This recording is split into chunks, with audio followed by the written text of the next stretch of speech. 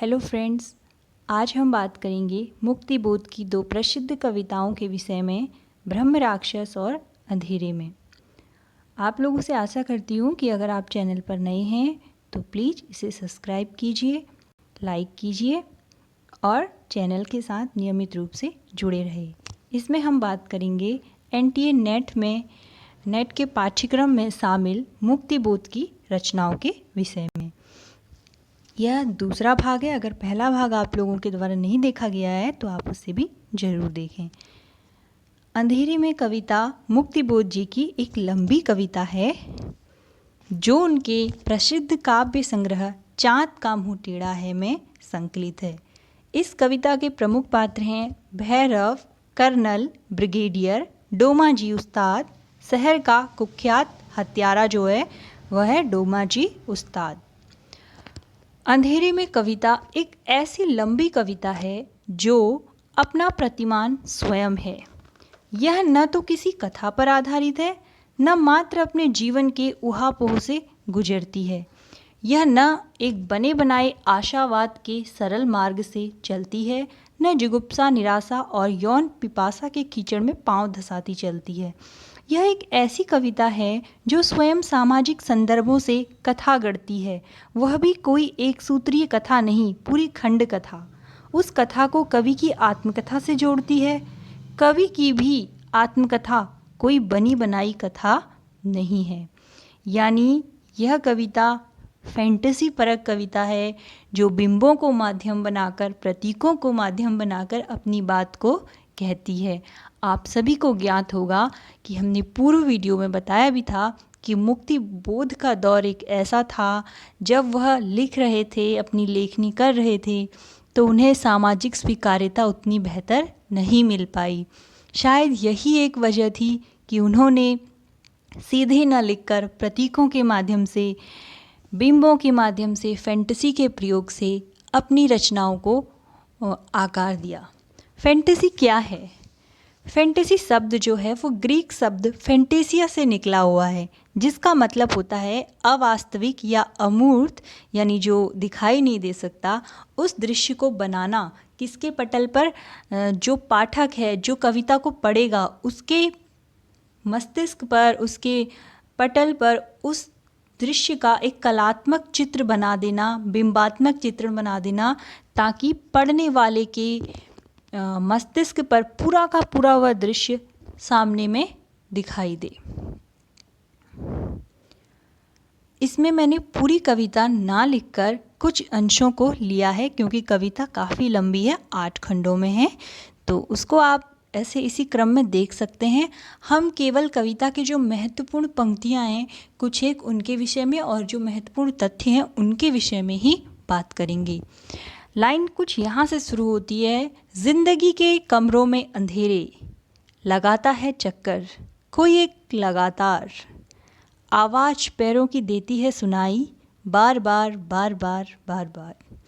वह नहीं दिखता, नहीं ही दिखता, किंतु वह रहा घूम, तिलस्मी खो में गिरफ्तार कोई एक, भीत पार आती हुई पास से, गहन रहस्यमय अंधकार ध्वनि सा अस्तित्व जनाता, अनिवार कोई एक। और मेरे हृदय की धक धक पूछती है वह कौन, सुनाई जो देता पर नहीं देता दिखाई। इतने में अकस्मात गिरते हैं भीतर से फूले हुए पलस्तर, घिरती है चूने भरी रेत, खिसकती है पपड़ियाँ इस तरह, खुद ब खुद कोई बड़ा चेहरा बन जाता है, स्वयं अपी मुख बन जाता है दीवाल पर, नुकीली नाक और भव्य ललाट है, दृढ़ हनु, कोई अनजानी अनपहचानी आकृति। कौन वह दिखाई जो देता पर नहीं जाना जाता है, कौन मनु। इस प्रकार जो पहला खंड है कविता का, जिसमें कविता आरंभ होती है अंधेरे में, उसमें एक अंधेरे कमरे का दृश्य है जिसमें पूरा चारों ओर अंधेरा है, अंधेरे में बंदी प्रकाशमय जो व्यक्तित्व है वह जीवित है और गतिमान भी है। उसका बोध तो हो रहा है किंतु वह दिखाई नहीं पड़ रहा है। यही वह बात समझ लेनी चाहिए कि अंधेरा और प्रकाशमय व्यक्तित्व दोहरे अर्थ में यानी दोहरे अर्थ में ग्रहण किया गया है। ये जो अंधेरा है यह सामाजिक विसंगति और विरूपता का अंधेरा है और कवि के अवचेतन मन का भी, और प्रकाशमय व्यक्तित्व और सामाजिक मूल्य और रचना धर्मिता का भी व्यक्तित्व है। कविता की चरम अभिव्यक्ति का भी जो उसे काम में है। इसी क्रम में एक छोटा सा मोड़ लक्षित होता है। अंधेरे में टहलते हुए अदृश्य व्यक्तित्व के होने का बोध होता है और ये सब बहुत गहरा होता चला जाता है जब उसे कवि अनुभव करता है। इस कविता को शायद कुछ लोगों को पढ़कर कुछ अजीब सा लगेगा, कुछ क्लियर नहीं हो पाएंगे वो लोग। ऐसा मेरे साथ भी हुआ था जब बहुत पहले इस कविता को मैंने पहली बार पढ़ा था।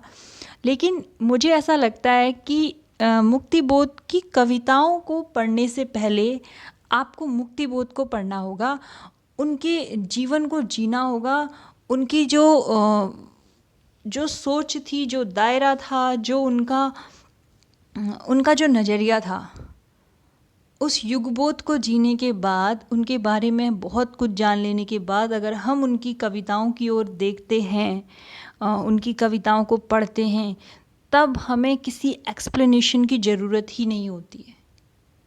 और मुक्तिबोध की कविताओं की एक ख़ास बात यह भी है कि यह पढ़ने के बाद भले एक पल समझ में ना आए लेकिन बहुत कुछ अंदर छोड़ जाती हैं और हम कभी किसी रचना में या कब कहाँ इसका प्रयोग कर दें हमें स्वयं भी मालूम नहीं होता है, हम ज्ञात नहीं कर पाते हैं।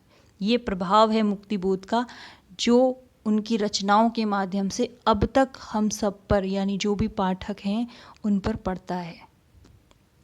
दूसरे खंड में कुछ पंक्तियाँ ली हैं मैंने। सूनापन सेहरा, अंधेरे में ध्वनियों के बुलबुले उभरे, शून्य के मुख पर सलवटें स्वर की, मेरे ही उर पर धसाती हुई सिर, छटपटा रही है शब्दों की लहरें। इस प्रकार दूसरे खंड में फिर कमरे के भीतर का चित्र उभरता है। कमरे में सूनापन है, अंधेरा है, किंतु उसमें स्व उभर रहा है। सन्नाटे और स्व का संघर्ष चल रहा है। उधर दरवाजे की सांकल बज रही है, कोई कवि को बुला रहा है। आधी रात को कोई मिलने आया है। कवि के अवचेतन के अंधकार को तोड़कर उसका प्रकाशमय चेतन उसके व्यक्तित्व में उदित होना चाहता है और जीवन के अंधकार को तोड़कर मूल्यों का प्रकाश उभारना चाहता है। इसी प्रकार तीसरे खंड में भी रात के दो हैं, दूर दूर जंगल में शियारों का हो, पास पास आती हुई गहराती गूंजती किसी रेलगाड़ियों के पहिए की आवाज़। इस तरह तीसरे खंड तक आते आते कमरे का अंधकार, प्रकाश के तनाव की यात्रा बहुत ज़्यादा गहरी हो उठती है। कमरे का अंधेरा, कमरे के बाहर का अंधेरा और इस सघन अंधेरा, इन सब में व्याप्त संदेह और भय की अनुभूति इस परिवेश को जीवंत बनाती है। एक जुलूस निकलता है जिसमें टॉलस्टॉय, तिलक, गांधी आदि का आना अंधेरे के साथ प्रकाश के तनाव को सर्जित करता है। इसी में शहर का कुख्यात जो हत्यारा है डोमाजी उस्ताद, वह भी शामिल है। इसमें कई तरह के लोग शामिल हैं, मंत्री हैं, उद्योगपति हैं, आलोचक हैं, विचारक हैं, ब्रिगेडियर है, सेनाध्यक्ष है। सभी अपने असली रूप में एक ही कतार में चल रहे हैं।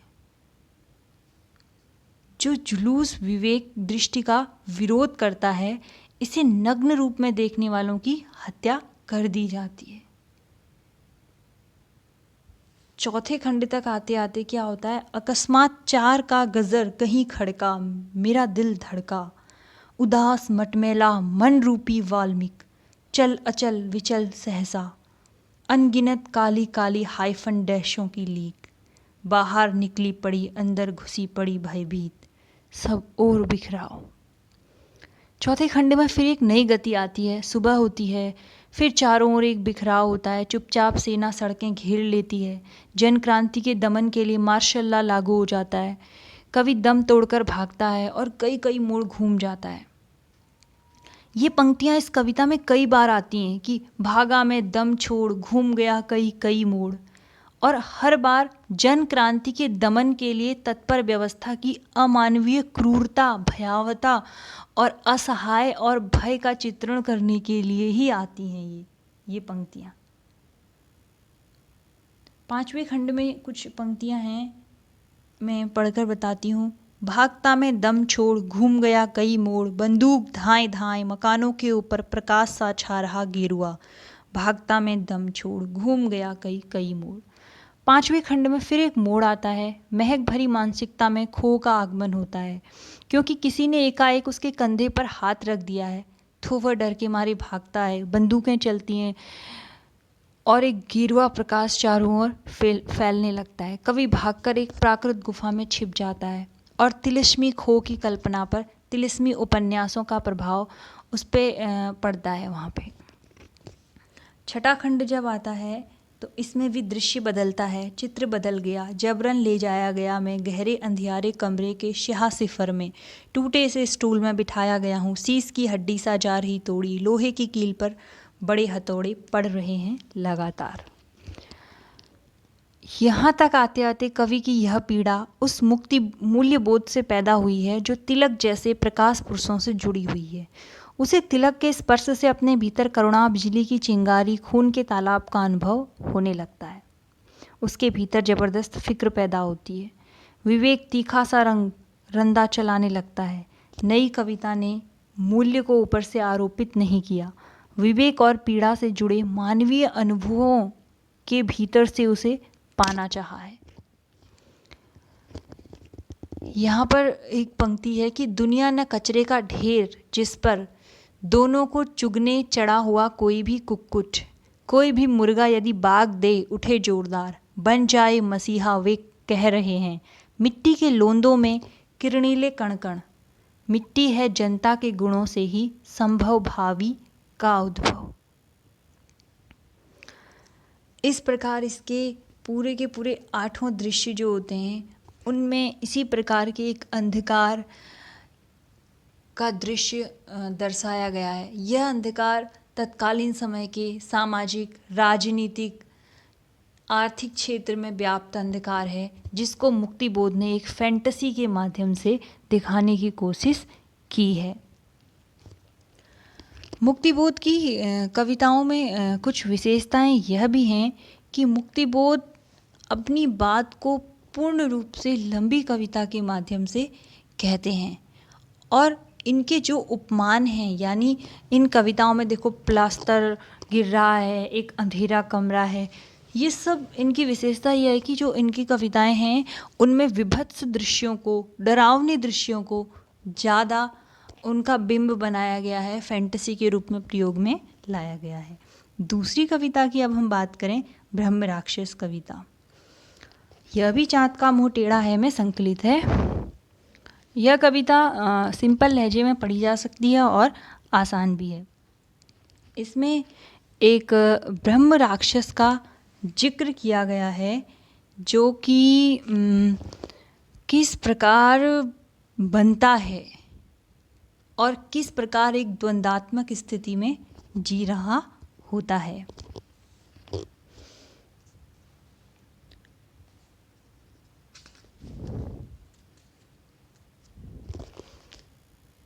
आइए हम इसे देखते हैं। शहर के उस ओर खंडर की तरफ, परित्यक्त सूनी बावड़ी के भीतर, ठंडे अंधेरे जल में बसी गहराइयाँ, जल की सीढ़ियाँ डूबी अनेकों, उस पुराने घिरे पानी में समझ में आ न सकता हो कि जैसे बात का आधार लेकिन बात गहरी हो। बावड़ी को घेर डाले खूब उलझी हैं, खड़े हैं मौन ओंदुम्बर व शाखाओं पर, लटकते घुग्गुओं के घोंसले, परित्यक्त भूरे गोल, विद्युत सत पुण्यों का आभास, जंगली हरी कच्ची गंध में बसकर हवा में तैर, बनता है गहन संदेह, अनजानी किसी बीती हुई उस श्रेष्ठता का जो कि दिल में एक खटके सी लगी रहती। बावड़ी की इन मुडेरों पर मनोहर हरी कुहनी टेक बैठी है टगर ले पुष्प तारे श्वेत, उनके पास लाल फूलों का लहकता झोर, मेरी वह कन्हेर वह बुलाती एक खतरे की तरफ, जिस ओर अंधियारा खुला मुंह बावड़ी का शून्य अंबर ताकता है। बावड़ी की उन गहराइयों में ब्रह्म राक्षस एक बैठा है।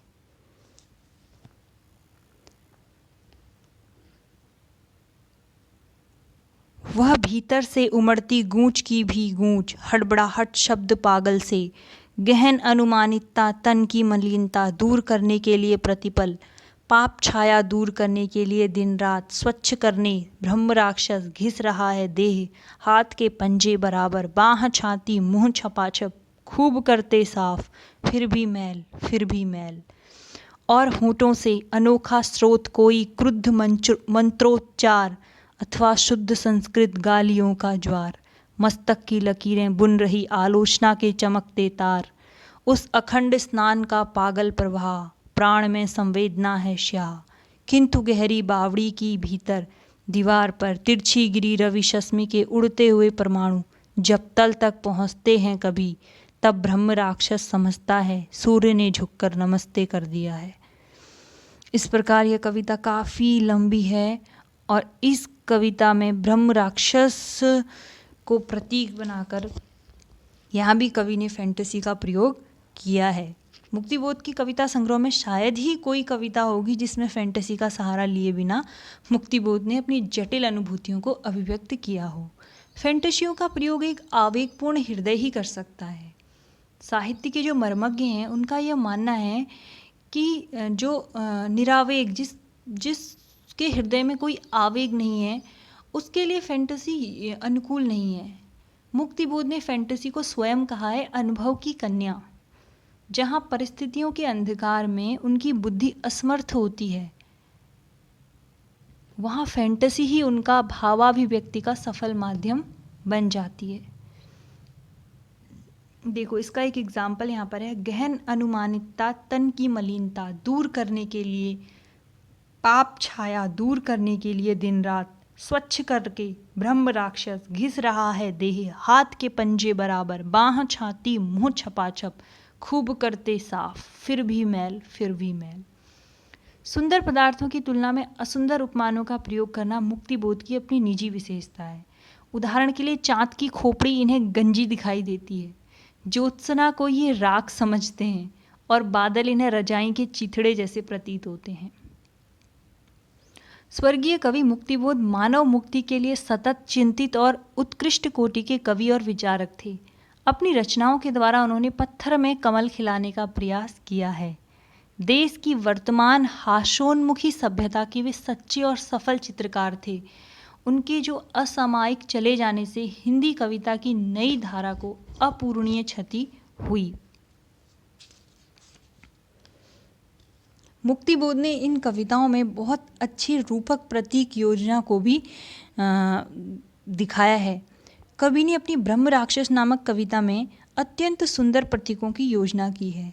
उसका ब्रह्म राक्षस एक ऐसे व्यक्ति का या व्यक्ति के भीतर की उस चेतना का प्रतीक है जो अपने जीवन भर कुछ उत्तम और उत्कृष्ट पाने के लिए संघर्षरत रहता है और अपने ही में अपनी निराली दुनिया बनाए रहता है।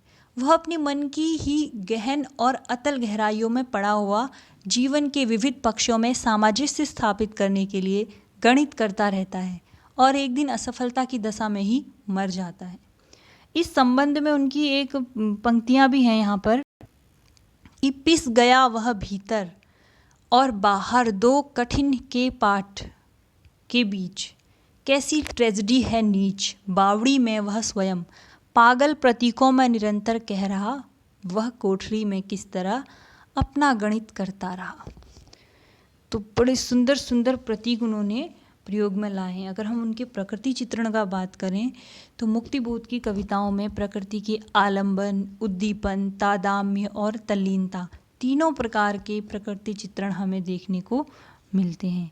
कला पक्ष की अगर हम बात करें मुक्तिबोध के, तो मुक्तिबोध ने अपनी जो यह कविता है ब्रह्म राक्षस, इस ब्रह्म राक्षस कविता में उन्होंने बड़ी ही सुंदर प्रतीक योजना प्रस्तुत की है।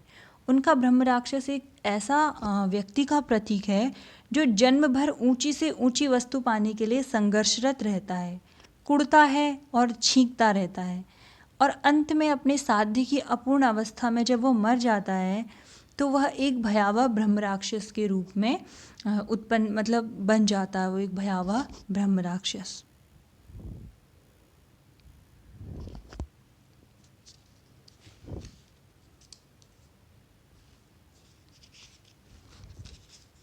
इसके अलावा मुक्ति बोध की काव्य प्रवृत्तियां हैं।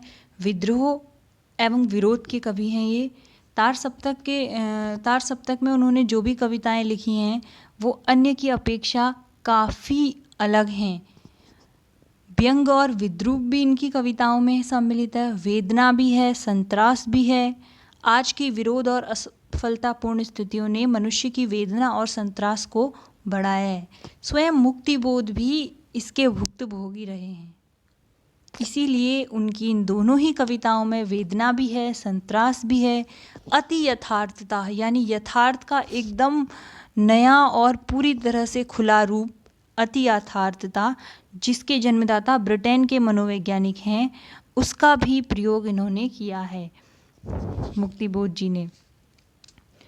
भुक्त जीवन यानी अपने जीवन में भोगा हुआ सच इनकी कविताओं में है। जीवन मूल्यों की खोज की है, नई अस्मिता की खोज, आत्म आलोचना। ऐसे बहुत कम लोग होते हैं जो आत्म आलोचना करते हैं, यानी दूसरे की आलोचना करना तो बहुत आसान होता है, कोई भी व्यक्ति कर लेता है। स्वयं की आलोचना बहुत कम लोग करते हैं और यह साहस दिखाया है मुक्ति बोध जी ने। इस प्रकार स्पष्ट है कि मुक्ति बोध की कविता, उनकी प्रवृत्तियां अनेक दिशाओं में जाने वाली हैं तथा वे अति यथार्थ का वर्णन करके उत्तम समाज के निर्माण हेतु प्रयत्नशील हैं। तो आज हमने मुक्ति बोध जी की 2 कविताओं के विषय में बात की। तीसरे भाग में हम मुक्ति बोध जी की आलोचनात्मक अवदान और उनकी रचनाओं के विषय में बात करेंगे। मिलते हैं अगली वीडियो में, तब तक के लिए नमस्कार।